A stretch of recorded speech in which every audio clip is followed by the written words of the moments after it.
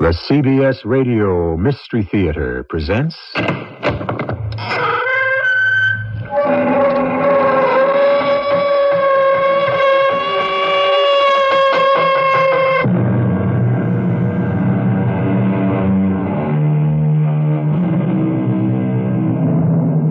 Come in.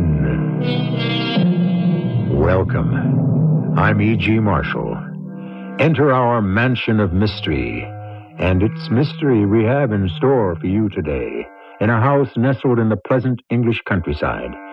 The house we are to visit is not a brooding castle, nor is it set on one of those windy and cheerless moors that Britain is so famous for.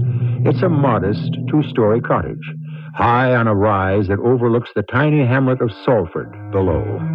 The residents of the town give it a wide berth, even though no one has lived in it for more than 2 years. And 2 young men who rented it discovered why. What the devil is that noise, Mark? Well, it sounds as though it's coming from up there. Look! I see it, but I don't believe it. A rat! It's as big as a tabby cat. Look at the eyes, Brian. Look at the eyes.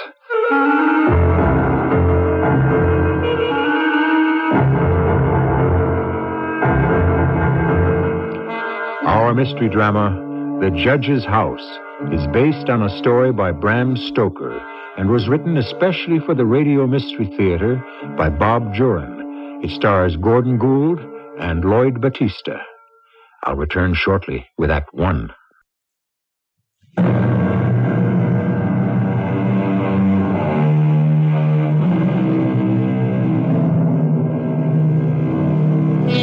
Picturesque English country houses have been immortalized in paintings and photographs, particularly in travel posters luring visitors to jolly old England. Often, though, a house that looks so quaint from the outside can harbor strange vibrations inside, particularly when they take on the characteristics of the owner. Such was the Judge's house. But we'll arrive there shortly. Let Mark Mason, a young American in England, tell us what happened. I often wonder how things might have turned out if I hadn't gone to England that spring of '69. I wouldn't have these nightmares that have haunted me over the years. I went to England at the invitation of Brian Stokes, a fellow I'd met when we were both doing graduate work at Stanford University in California. We planned to write a monograph together on abnormal psychology, and he suggested I join him in England for the 2 months we thought it would take to write it. We were both filled with excitement the day I arrived at his tiny flat in Liverpool. Mark! It's great to see you again.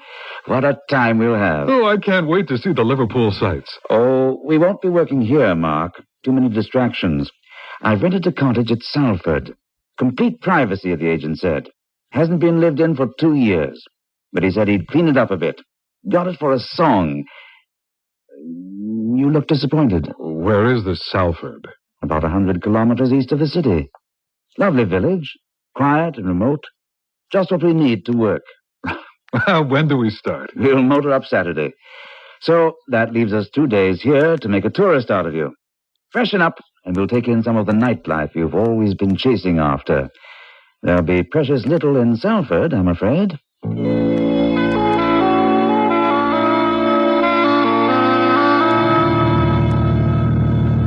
This is it. Charming little place, don't you think? Oh, it's like every picture of an English cottage I've ever seen. All it needs is the hollyhocks. A bit early for those yet. I'm dying to see inside. You mean you haven't seen inside? The front was enough to convince me. Besides, the agent assured me it was just what we'd want. Hello. I think that's him coming out the front door. Hello. I see you made it all right. Come on, Mark. Let's go in.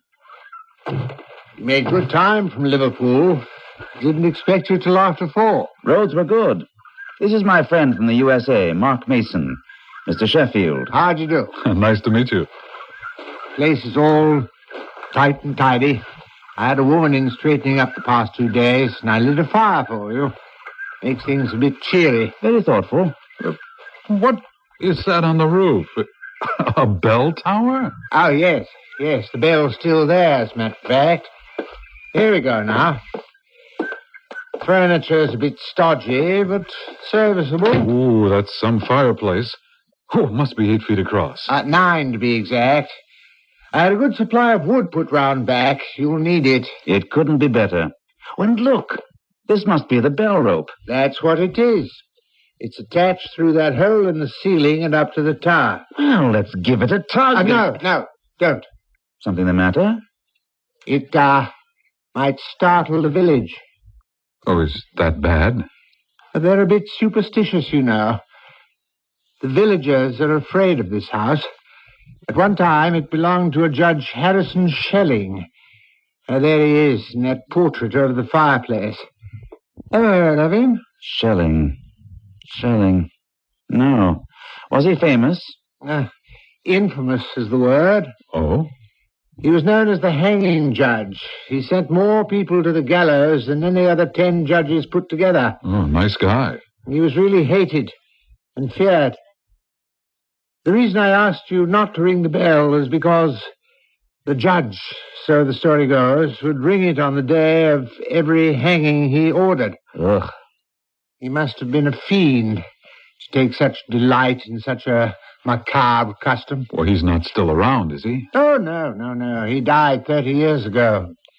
His son was living here until he died, and now the grandson wants to be rid of the place. Well, but why are the villagers still on edge?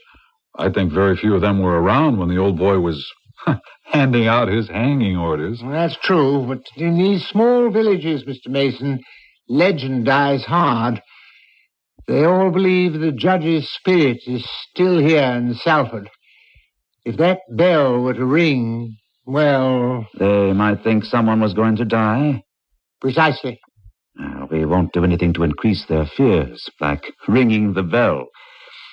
He's a rather handsome man, don't you think? In a stern sort of way, yes. Yeah, it's a good portrait. Done in his robes, seated in a high-backed chair. Ooh, every inch the judge. Those eyes. They pierce right through you. There's no phone, I'm afraid, but if you want one... Not on your life. There's no one we'd want to call, and we don't want to be disturbed. Oh, then I guess that's that. I have your check for the rent, and if there's anything you need, just pop round to my cottage. Yes, thanks very much. We'll freshen up, then walk into the village tonight for a bite.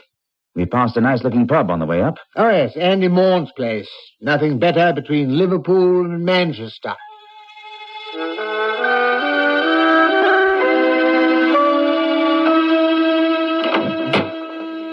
Decent-looking place. It's terrific. Looks exactly like my idea of an English pub. And so it should. That's precisely what it is. Welcome, gents. Table for 2 right here. Thanks. Bit of a chill tonight. Indeed. Brandy for me? The same. Will you be wanting to eat? Yes, later. Travelling through, are you? Oh, no. We'll be staying here for a while. We've rented the judge's house.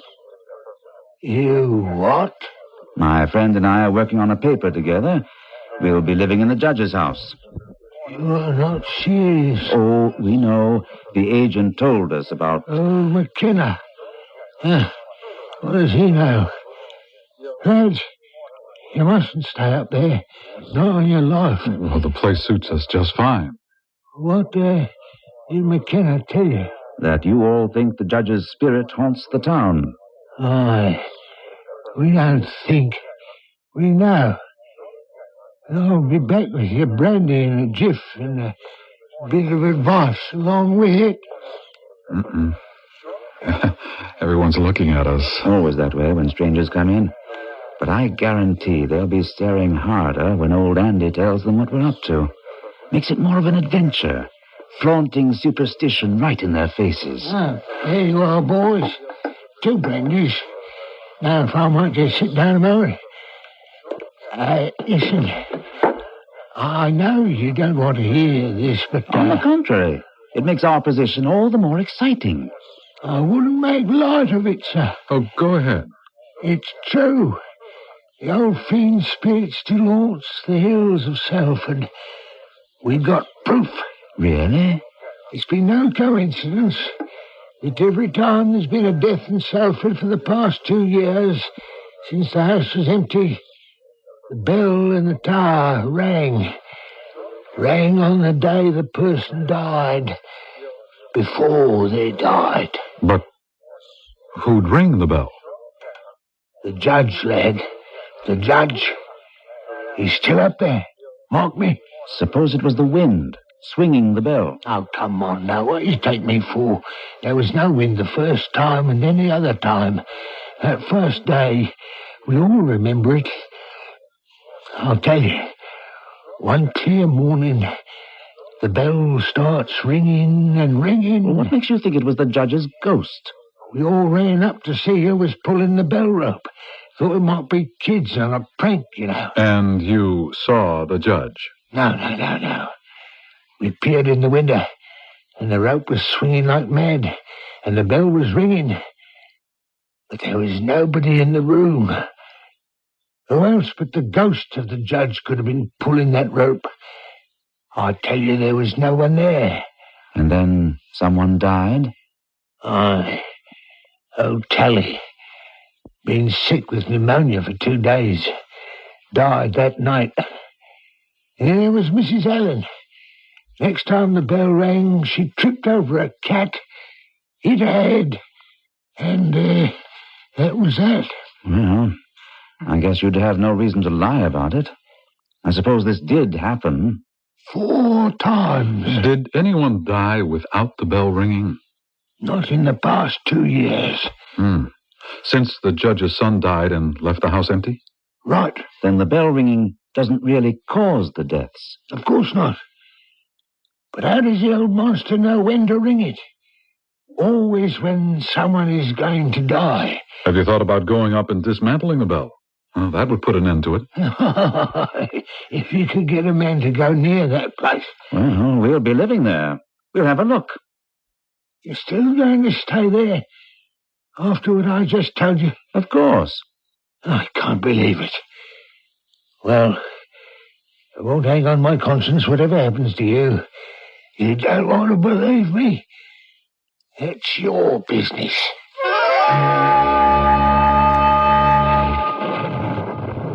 Mark, do you think he was pulling our leg about the house? No, he seems serious enough. But it's so far-fetched.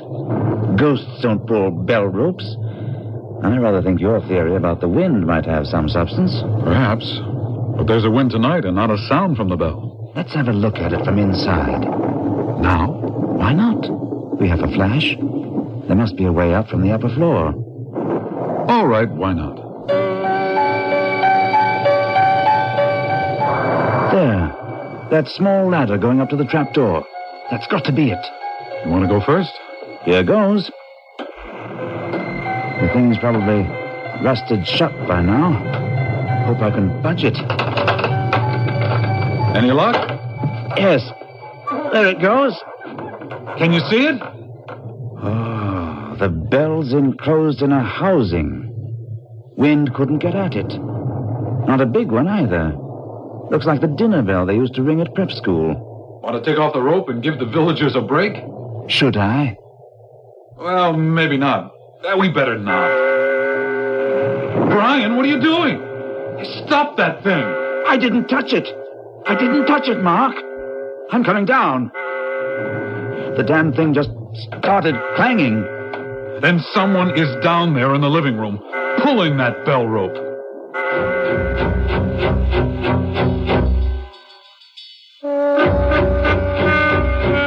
Someone or something is pulling the bell rope.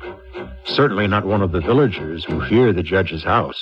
Certainly not the judge who sits in his high-backed chair staring out from his portrait. We'll go downstairs with Mark and Brian to learn just what's going on when I return shortly with Act 2.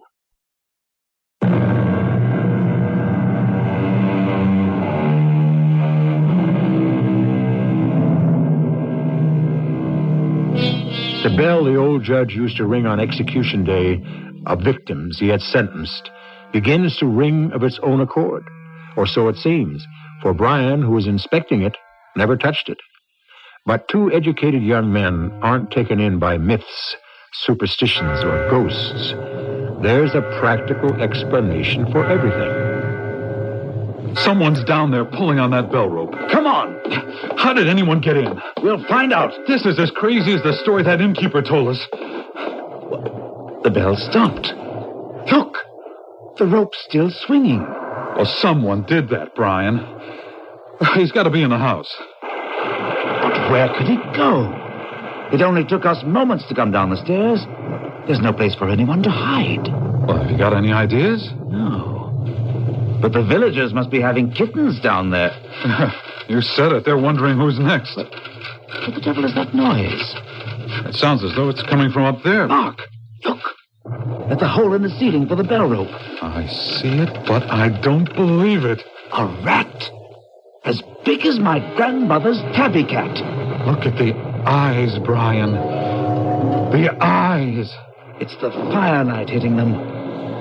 Could the rat have run up the bell rope? Yes. That's what rang the bell.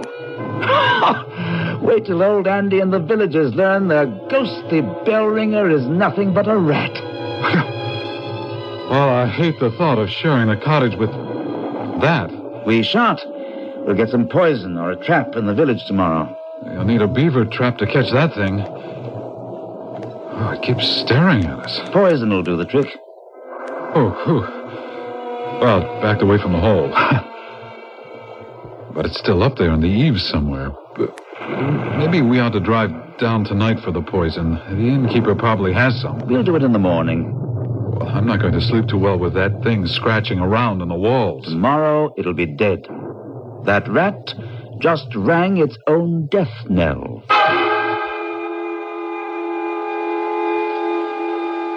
Shall we get some work done first? No, let's get into town and get that poison. I'll work a lot better when we bury that rat. Another drizzly morning. I'll go for the poison. You stay here by the fire.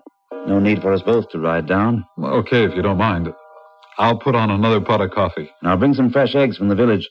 We'll have ourselves a good breakfast and give Mr. Rat his last meal.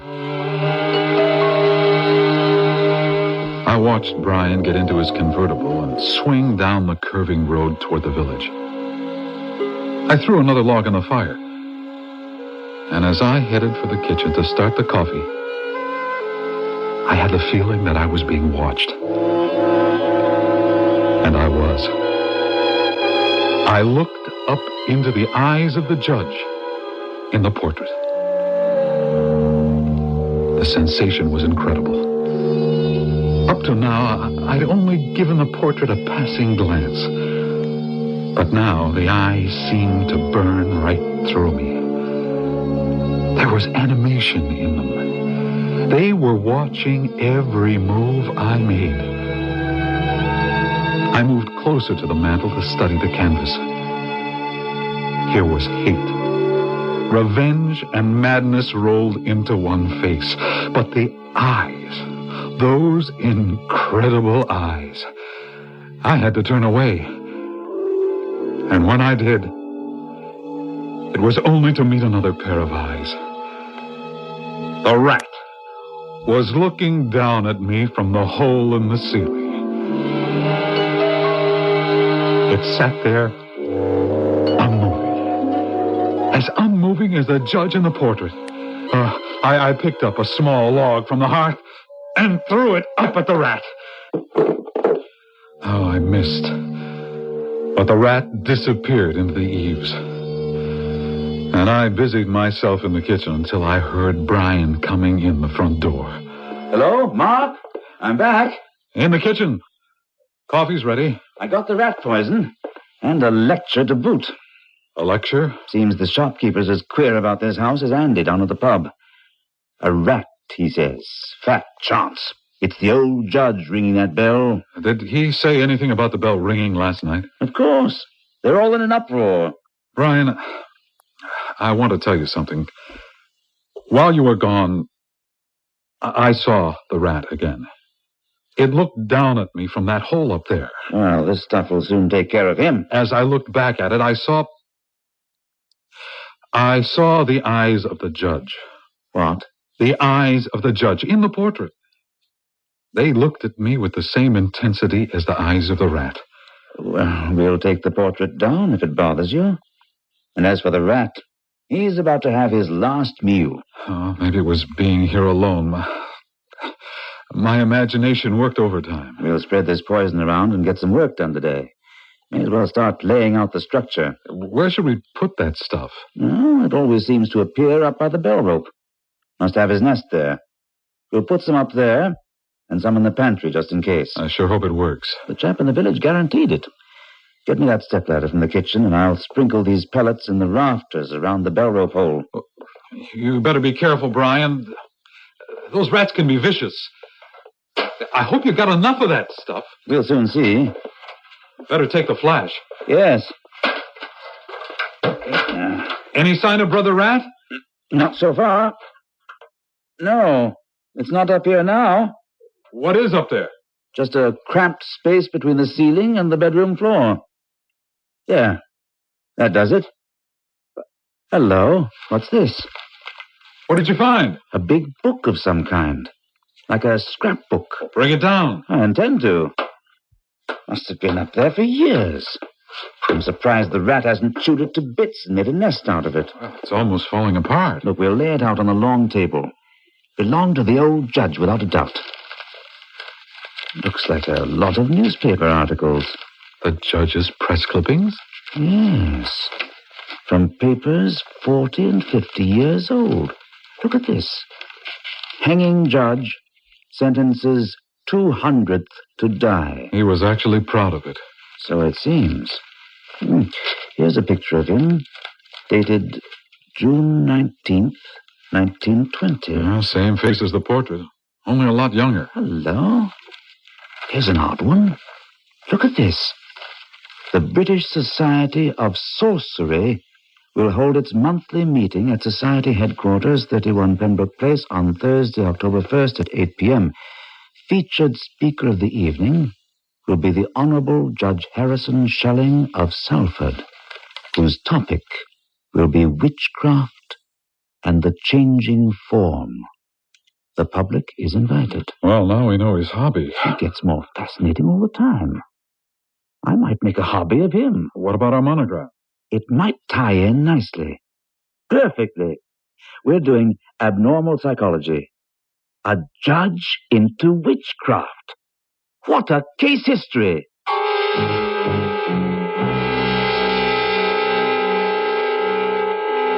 Well, Mark, I think we've done enough work for one day. You want to go into the village for supper? I'd just as soon heat up some soup here. It's drizzly and cold out there. Suits me. It's almost dark, too. This fire's too good to leave. What was that? What? You didn't hear it? There. Well, something hit the floor. There it is. It's one of the poison pellets. He's pushing them down the hole. The devil! Some guarantee that guy in the village gave you. Look at the fiend. He's throwing the stuff back at us. That's one smart rat. He knows what's not good for him. Well, look at it this way. He was here before we were. Maybe we're intruding on him. Why don't we just leave him alone? Let him scrounge around as he pleases. It's been his home for we don't know how long. I don't like that idea at all. But at the moment, I don't have a better one.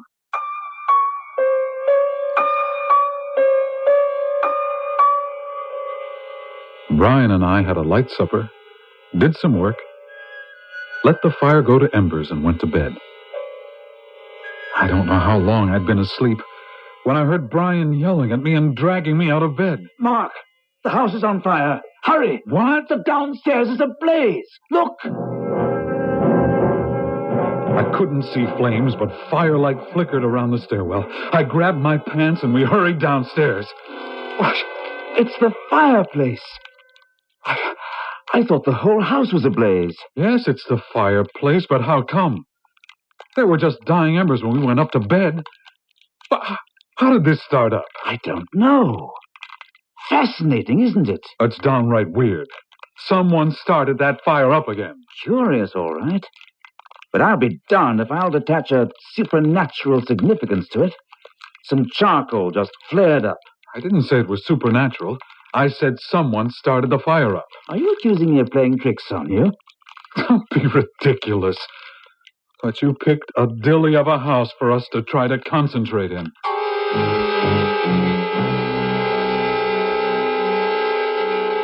Brian's upbeat nature kept me from taking things too seriously. But I should have realized we were in a danger far greater than Brian would admit. For the next 2 days, we worked without incident. And no sign of the rat, thank heaven. We didn't go into the village at all. And we were surprised when we saw Andy, the tavern keeper, approach the house somewhat cautiously. Come in, Andy. How'd you know it was me? Our crystal ball. What? We saw you through the window. I hope I'm not intruding. No, of course not. Help yourself to sherry. We never thought we'd see you set foot in here. And I never thought I would either. We was getting concerned about you, too. Haven't seen you in 2 days. I was elected to come see if you was all right. Rather, I lost the draw. And you see, we're fine. Did you get rid of the rat? Well, we don't know. We haven't seen it for 2 days. I knew those pellets would do the trick. We're not sure it ate any of them. Oh? It kept pushing them down at us from its nests, up there. You don't believe me? I believe anything that might happen in this house. So that's him, staring down from the wall. The old hanging judge himself, eh? That's him. Evil as evil can be, he is. You can tell it to look at him. Curious you should put it that way. What way? You said, he is, not he was. Of course he is. You won't believe his spirit's here ringing that bell, but we know it. And mark me, you're in for a hard lesson, don't I know it? We appreciate your concern for our well-being. I mean that. Well, if you was about to come to harm, we wouldn't ignore you. Things are awfully tense in the village. About us? About you. About all of us. That blasted bell rang 3 nights ago. We know. We're waiting. Wondering. Who's going to be next?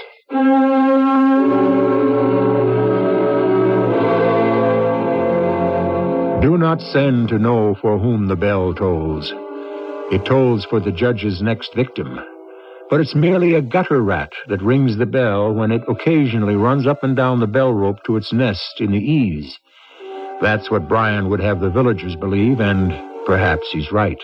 But that's a big perhaps.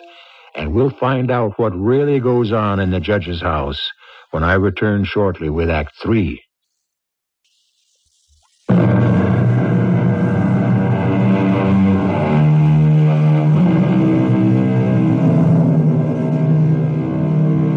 Iron bells. In the silence of the night, how we shiver at the melancholy menace of their tone.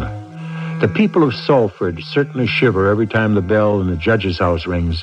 According to them, it means someone is going to die. But it's been several days now since the bell rang last, and the village is still wondering. Who's going to be next? That's your trouble, Andy. You let superstition color your whole life. No one is going to be next just because a rat happened to swing on a bell rope. You can talk, lad. You haven't lived in Salford. We know. Well, I better be getting back. Well, thanks for coming, Andy. We appreciate your concern. Like I said, we hadn't seen you in 2 days. Just wanted to make sure you was all right. We still think you're loony. Perhaps, but it will take more than a rat and superstition to get us to leave. I hope for your sake there is nothing more. Good day now. So long, Andy. We'll be down for a beer. And thanks again for thinking of us. You be careful now. Decent chap. They all are, I suppose. Yeah. Want to get back to work? We'd better.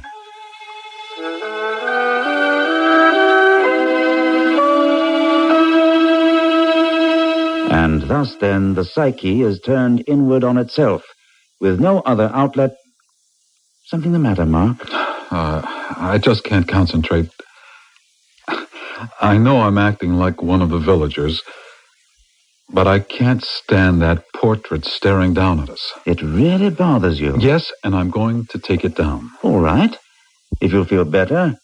But he is sort of an inspiration now that we're ready to include him in the paper. Well, give me a hand, will you? Sure. Heavy, is it? Oh, it's not that. It seems to be nailed to something. It won't budge. So it is. Let's both lift from the bottom. No use. I'm afraid it's there to stay. Unless we destroy the thing. Oh, no, we can't do that. Well, let's get back to work. I want to go over the scrapbook, item by item. It'll give us a good start on... Hello? Did you move the book? No. It's gone. I mean, I distinctly remember leaving it on the corner table here. Well, it's got to be around here. I never touched it. Nor I. Not since we looked at it the first time. It's absolutely gone. Well, maybe the judge stepped down from the portrait and hid it somewhere to keep us from prying. Now you're treating the whole situation the way you should. But where could it have gone?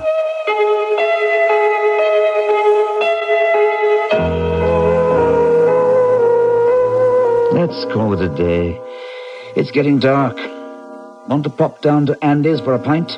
I'd like nothing better. Anything more, boys? Oh, no thanks. I'm falling asleep from all that ale. I'll finish this and we'll go. You know, the people have been talking. Oh? Yeah. They're thinking maybe you lads, loonies you are, have maybe driven the old thing away.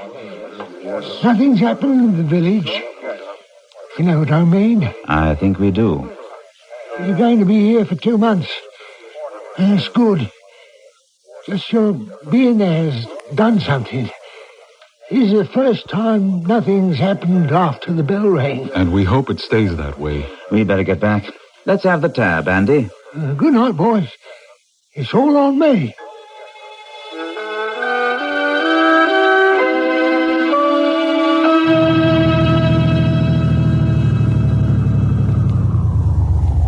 Oh, I wish we'd left the light on. Take the flash.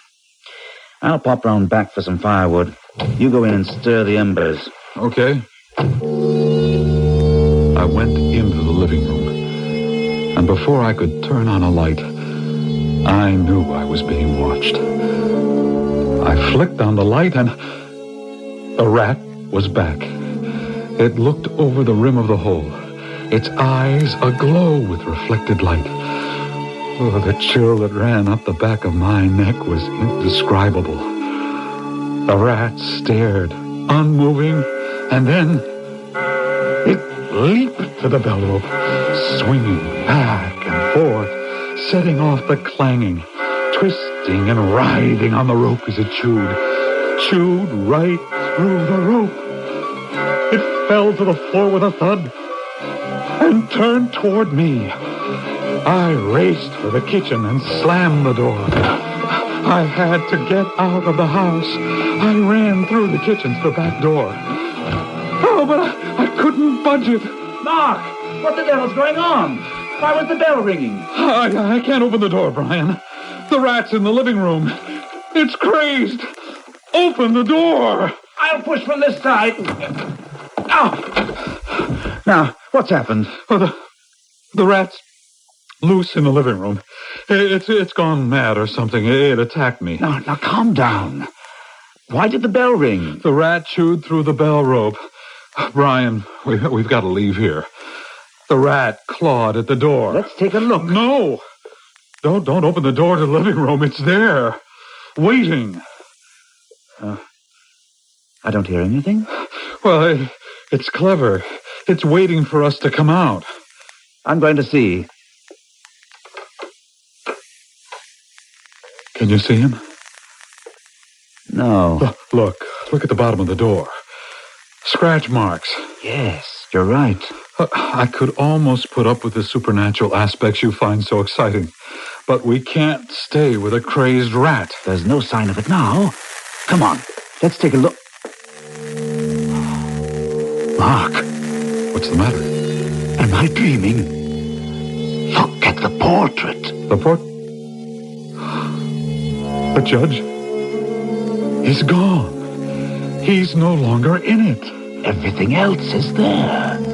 The chair, the table his arm rested on. Well, this is extraordinary. The painting's completely intact. No smudge, no tears, and no judge. We're getting out of here. I can't leave now. We're experiencing an unbelievable supernatural event. Have you lost your mind? We have both seen with our own eyes a figure disappear from a painting. We both know it's impossible, but it's happened. There's an incredible supernatural force at work in this house. Do you mean the judge is roaming around the house? The image of the judge. Of course. The lecture in the newspaper advertisement. Witchcraft and the changing form. Mark, this adds up. The spirit of the judge never left the house. It stayed here in the form of the rat. Probably several rats over the years. And the body of the judge was preserved in the portrait. It was there for him to claim whenever he wanted, dressed in his robes. Remember? The eyes of the rat looked like the eyes of the judge in the painting. What an experience we've stumbled on. You mean you're going to stay here? With that crazy judge on the loose? We can't miss out on this. I want to see what he does next. Do you actually think we're going to meet up with him? He's gone from the portrait. He's got to turn up somewhere. Brian, listen to me.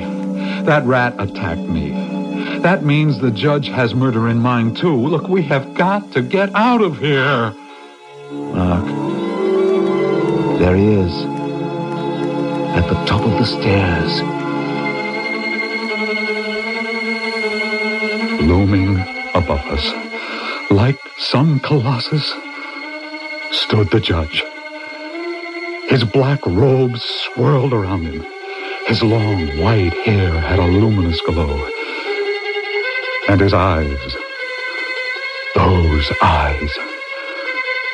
Over his arm hung the bell rope, and in his hand, a black cap.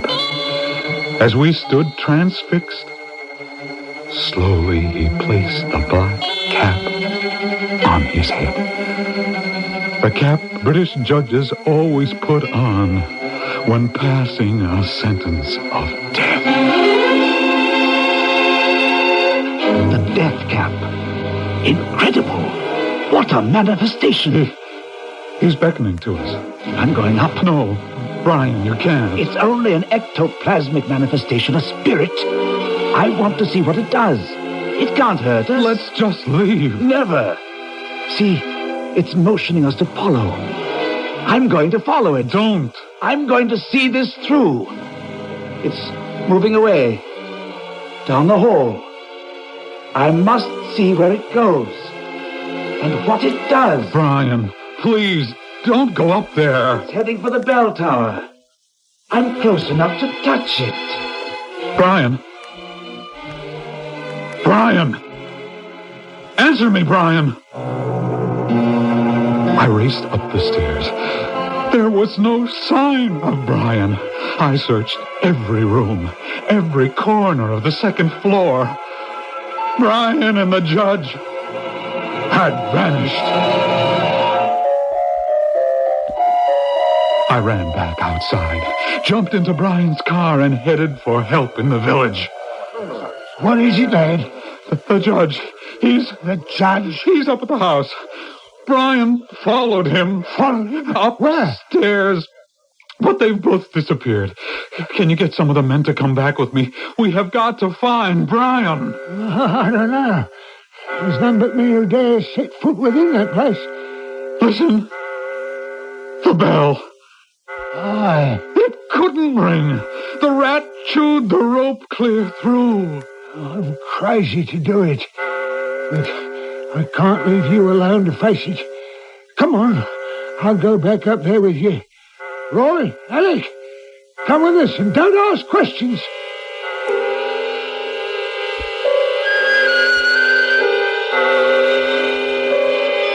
You say you saw the judge? He disappeared from the portrait, and then we saw him standing at the top of the stairs. That's when Brian went up to follow him. We'd better approach cautiously. Peer in the windows first to see what's going on. I'm going in to find Brian. Oh, lad. Through the window. I can see it. Brian! Hurry up, man. Quick! Brian! Brian! I looked with horror and then covered my eyes. Brian was hanging by the neck from the bell rope, swinging in slow rhythm to the tolling of the bell. Before I passed out and everything went black, I caught a glimpse of the portrait. The judge was back, seated in the high-backed chair, as though he had never moved.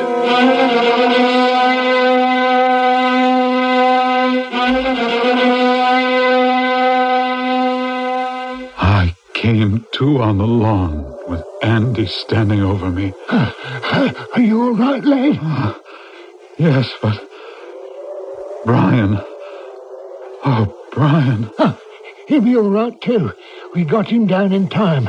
The men have taken him to the pub. He's alive? Indeed. A nasty scar he'll have on his neck, but he'll be all right. The doctor's with him now. Well, what are the men doing over there? Ending this, once and for all. We're burning the place to the ground. It'll go up like a tinderbox. Aye. Judge, rat, and all. And if the grandson complains we burn down his house, so be it. We had to protect ourselves from the judge's house.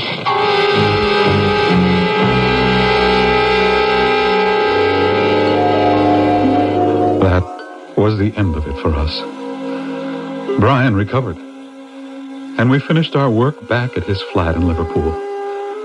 But I can still remember watching the judge's house collapse into fiery ashes, and the small, furry figure that emerged from the inferno, its eyes glistening in the light of the flames, before it scampered off into the woods beyond.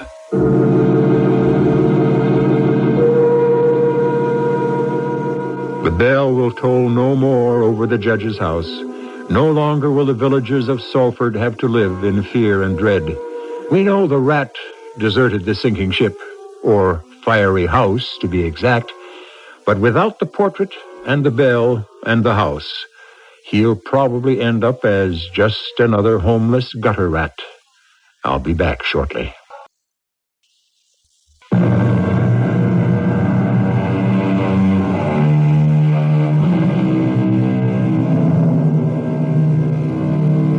Believers in witchcraft staunchly maintain that certain evil spirits, the devil most notably, can survive for years, sometimes centuries, by taking on various other life forms. One way of living forever, I suppose. But I don't think I'd like it. I mean, what's the good of living forever if your friends can never recognize you? Our cast included Gordon Gould, Lloyd Battista, and Robert Dryden. The entire production was under the direction of Himan Brown. This is E.G. Marshall, inviting you to return to our Mystery Theater for another adventure in the macabre. Until next time, pleasant dreams.